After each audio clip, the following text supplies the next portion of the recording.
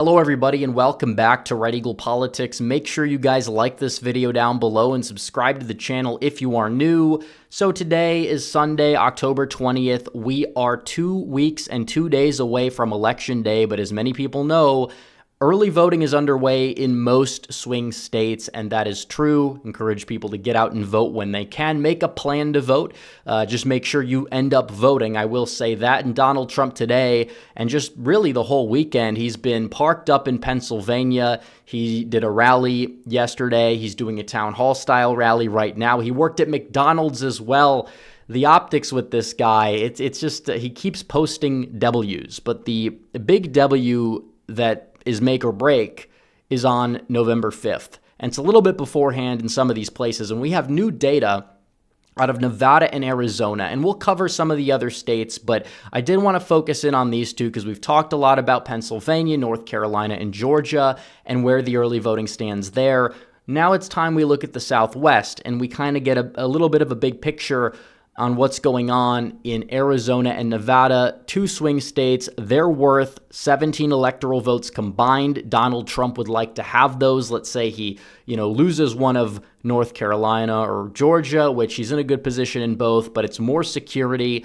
If he were to hypothetically lose Pennsylvania, wins these two states and then gets Wisconsin, he's in a position to win. So every single state matters, every swing state that is, and I encourage people to get out and vote. But first, really quickly, have to tell you guys about my merch store. We have all these epic designs. We're running a special. You buy a tank top or t-shirt, you can get a coffee mug, 20% off. We've got great designs. We have great coffee mugs. We got the Trump Iconic mug, my favorite, the bullet design on the front, the inspirational quote in the back, and you get free shipping on orders above $50. So check out the site. The link will be in the description and pinned comment down below. But I will say Nevada, let's get into the data. It's been up on screen. We're now going to dive into it and what it means. So 2020, Democrats led the mail-in vote by 37 points in Nevada. They led the in-person vote by 7 points in Nevada in terms of the early in-person. Obviously, Election Day is a lot more Republican than in the midterms, where Republicans did better. They barely lost the Senate race. They should have probably, if not for the snowstorm in northern Nevada that took place on Election Day, they should have been able to get it done. And they still won the in-person early vote, but not by much. They only won it by 8. But if you look at the Democrats, they won the mail-in vote, but they only won it by 23.4%. There was less mail, though, overall. And then you look at 2024, where Republicans now have an 18.7% advantage in the in-person early vote. They lead it in Clark County, which is absolutely huge. And keep in mind, as the election goes on, you are going to see more of the early vote. Typically, more of the early vote is Republican as it goes on. It's been that way this cycle in Pennsylvania, North Carolina, basically everywhere. Sometimes you'll have days where Democrats do a little bit better.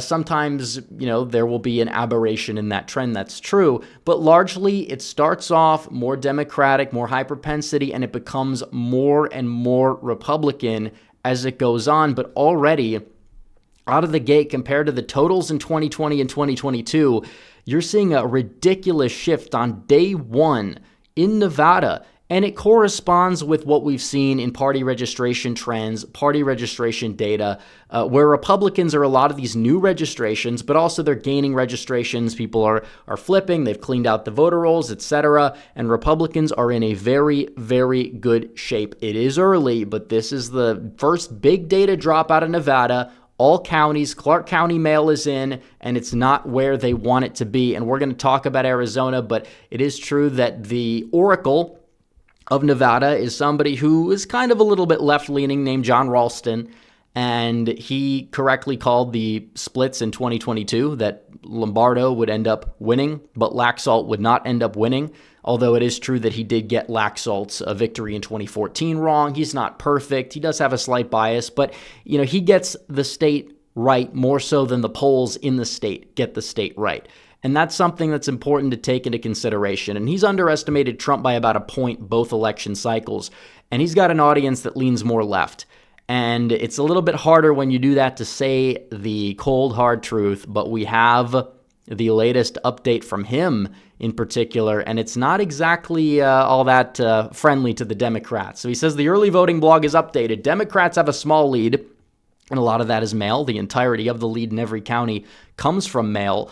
But Republicans are bullish because the lead was much bigger after one day in 2020. And then he says Clark County and their firewall is small, and that needs to get bigger or Harris will be in trouble. The problem is that the later dumps typically end up being a little bit more and more Republican. Now, could that change? Well, that would take something that we didn't see in 2020 or 2022 for it to change. And he's admitting that Republicans are bullish and Harris is in trouble. So he's not making his final prediction, but he sees the writing that's on the wall already out of the state of Nevada. And if you look at this a little bit further, he says which party cannibalizes their votes is one of the keys to the election. So whoever is, turning out voters early, if those are voters that typically vote on election day, yeah, it's not going to make as much of a difference because the election day vote total is going to be smaller. But when you look at this, Democrats are the ones that are, turning out their high propensity voters. The people that vote in every election that are Democrats at a higher rate, they are voting early than the Republicans, but the lower propensity voters, which Trump needs to turn out to win, they are unprecedentedly Republican, and the advantage is sizable. It's that way in Virginia. It's that way in North Carolina already in the early data. We don't have data out of every single state, but one thing we do know is that Nevada, as well as Arizona, we're seeing this. We're seeing it happen at a very, very big rate. And keep in mind, this is mail, by the way. These are the mail-in voters. The mail-in voters, not these, early in-person voters, which Republicans have a sizable advantage with. So Democrats, as a result, they're underperforming significantly among the mail. And you had a lot of these COVID-only voters who voted by mail in 2020, and a lot of them are not voting. But you have these low-propensity Trump voters. They are voting in very high rates so far. I know it's early, but still, and we could look at the polling out of Arizona. We'll start off with Nevada first, and then we'll get to Arizona. But you look at this, and it's like Donald Trump has a lead in the state of Nevada. And at this point in history, Biden led by 5.2%. The polls underestimated Trump at this stage in the game in the state of Nevada. Now, you do have outliers. It's true it's a hard state to poll, but still, the fact is that the polls are close, and because of this realignment that we're seeing by education in this country and who the low propensity voters are, they're doing a 180.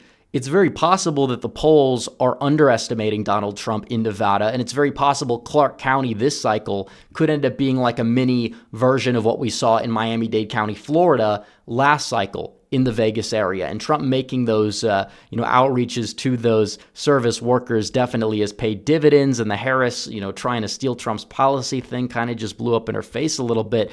But you look at Arizona, Donald Trump, it's his best state in the polling in terms of these swing states. He leads 49-47.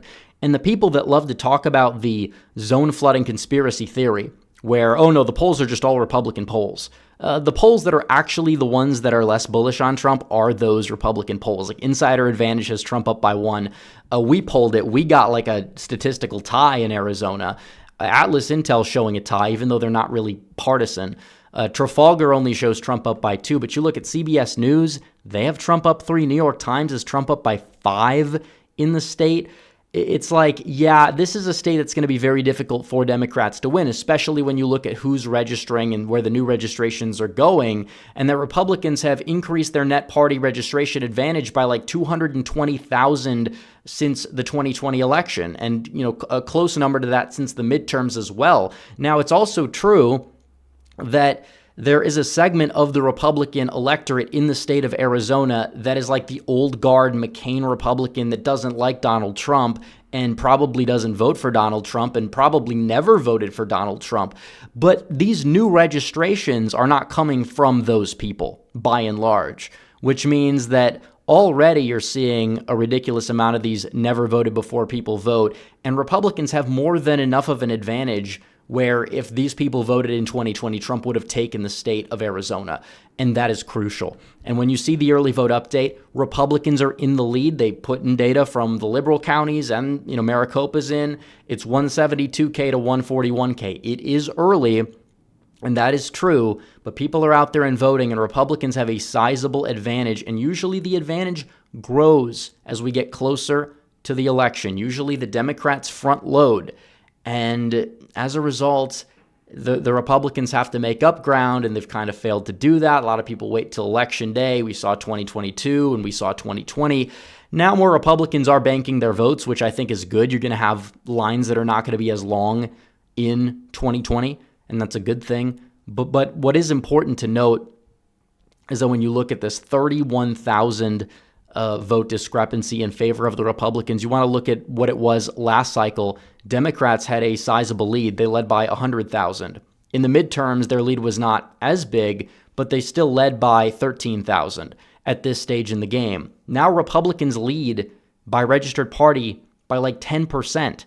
They're the ones that are turning out, but also these newer voters who have never voted before that are joining Donald Trump and his movement. That's what's really accounting for this surge. While Democrats, the 4 out of 4 voter that votes in every single election, they call them 4 out of 4 voters. You know, they vote in the past 2 presidential elections, past 2 midterm elections. That type of voter is showing up on the Democrat side. The question is there enough of them? And are the lower propensity Democrat voters turning out? And if they do, which way are they going to vote is another question, because the lower propensity voter, regardless of party registration, has been moving towards Donald Trump over the past 4 years.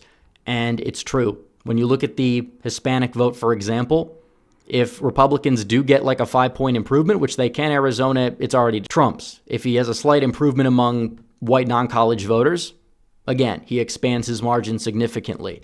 And even if he loses the white college graduate vote, he's going to have to lose a substantial amount of ground there for Harris to make that up. And a lot of those people that voted against Trump for one reason or another, they likely already voted against Donald Trump. He may even stop the bleeding with that demographic. I think among white college men, he's going to do better. I think he will lose some among white college women, but it's not going to be enough overall, especially with what we're seeing and some of the shifts. Putting Trump at 40% with Hispanics is kind of being a little bit generous to Kamala Harris, if anything, when you look at that. And it's very possible that Trump ends up taking the state by more than people expect if this holds. Now, Nevada is a little bit of an interesting state to look at. You have a very, very high working class population. And if Trump is able to improve among white working class voters by a few points, when again, that's a demographic Biden did well with, and Harris is from California, a lot of those people that are moving to Nevada are conservatives leaving California and kind of represent that demographic too. Trump already out of the gate with a slight improvement wins. That doesn't even mention, he could, really change the game if he gets like 42% of Hispanic voters and does a little bit better with these working class like Filipino voters. There's a lot of room to grow. And even if he does lose with the, white college vote, he's going to have to lose like 10 points of ground from 2020 on net for him to lose the state if he's making these gains. And I think that the data currently is showing that Harris is in a lot of trouble. She's not energizing voters. Donald Trump is. And the messaging is on Trump's side. The way the independents are breaking in every poll, typically on Trump's side, because it is true, which way are the independents going to go? They went for Trump in 2016 in a lot of places. Then they went for Biden, but narrowly in 2020 in a lot of places.